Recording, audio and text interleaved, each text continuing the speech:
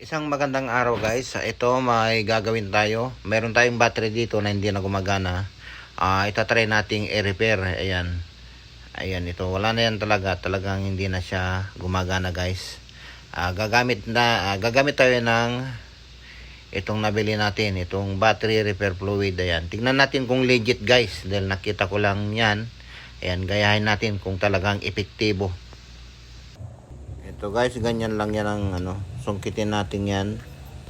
Ayan, tanggalin natin para mabuksan. Ayan, tapos tanggalin natin yung mga rubber na takip. Ayan, ganyan lang guys. Tapos kakarga natin guys, ng yung battery fluid. Tapos ito, ilalagay na natin to.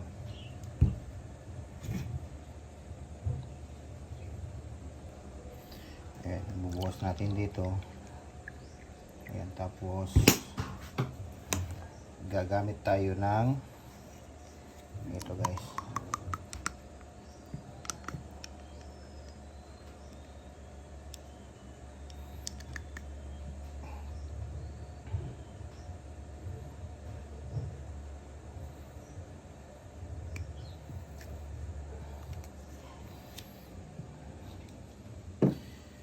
Ayan, tapos kakarga natin dito dahil sigurado wala nang laman to guys eh.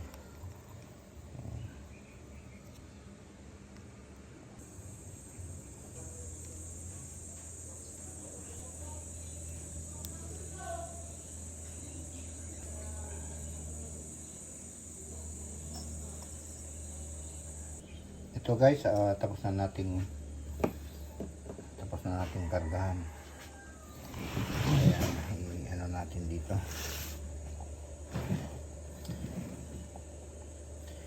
Ayan, i-try nating i-charge kung magre-response yung charger natin.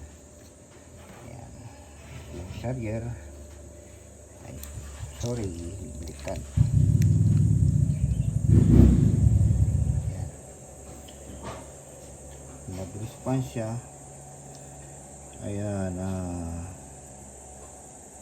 ayan, charging siya guys. Kanina nung kina-charge ko siya, hindi siya gumagana. Ayan, ngayon ay ayan, kumikislap siya ngayon. Ayan, i-update ko kayo mamaya guys kung ano nung resulta. Guys, ito na yung i-charge natin kanina. Ayan, testingin natin kung may power na siya. Gagamit tayo ng test light. Ayan, nagkaroon na siya ng power guys. Ayan. Ayan. Ayan guys, kung may sirang battery kayo, ayan, subukan nyo itong ginamit ko. Itong battery repair fluid. Ito guys. Ayan, try nyo guys yung mga battery nyo hindi na gumagana. Ayan guys, meron ding lumang-luma na dito talaga. Ayan talagang natanggal na yung luma na nakita ko dyan sa gilid. Ayan, nilagyan ko rin ng itong battery repair fluid. Ayan ang pangalan niya guys, Nano. Ayan, itiniyat ko siya ng 1 oras. Ayan, nagkaroon din siya ng power. Ayan. Ayan. Oh. Ayan, kaya yung mga battery sira na guys, pwedeng i-repair. Ayan, kahit siguro kahit pansamantala magagamit nyo guys. Ito guys, lumang luma na yan.